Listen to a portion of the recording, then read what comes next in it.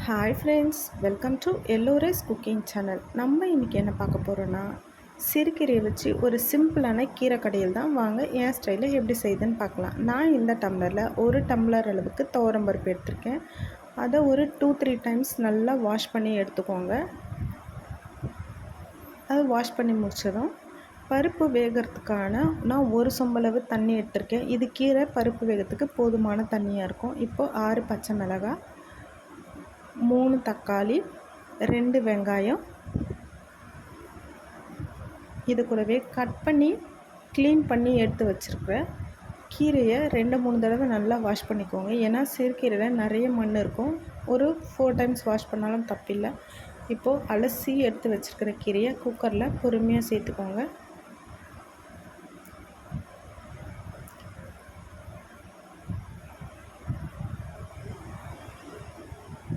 அது வேக ஆரம்பித்ததுன்னா கீரை எல்லாமே உள்ளாரியே போயிடும், ஒன்றும் பிரச்சனை இல்லை. இப்போது 1 ஸ்பூன் மஞ்சப்பொடி, 1 ஸ்பூன் சீரகம் சேர்த்து குக்கரை மூடி போட்டு ஒரு 3லேருந்து 4 விசில் வரைக்கும் விட்டு எடுத்துப்போம். பார்த்திங்கன்னா 3 விசில் வந்தாச்சு. இப்போ அடுப்பு ஆஃப் பண்ணிவிட்டு அப்படியே வச்சுட்டு ஒரு 3-4 நிமிஷம் கழித்து அந்த ஸ்டீமை பார்த்து பொறுமையாக எடுத்துகிட்டு ஓப்பன் பண்ணி பார்த்தா கீரை இந்த மாதிரி நல்லாவே வந்திருக்கும். இப்போது கீரையை மத்து போட்டு நல்லா கடைஞ்சி எடுத்துக்கோங்க. இந்த மாதிரி பக்குவத்துக்கு கடைஞ்சாச்சு. இது கூட சும்மா ஒரு கொட்டளவு புளி சேர்த்துருக்கேன். இந்த புளி தண்ணி கீரை குழம்புக்கு ஒரு நல்ல டேஸ்ட் கொடுக்கும். வானலியை அடுப்பில் வச்சுட்டு தேவையான அளவு எண்ணெய், 1/4 ஸ்பூன் கடுகு உளுத்தம்பருப்பு,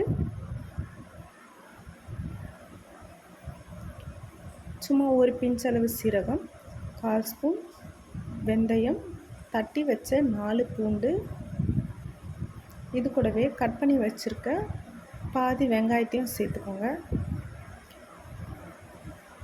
4 வரமிளகாய் குட்டி குட்டியாக கட் பண்ணி வச்சுருக்கேன், அதையும் சேர்த்து நல்லா வதக்கிக்கோங்க.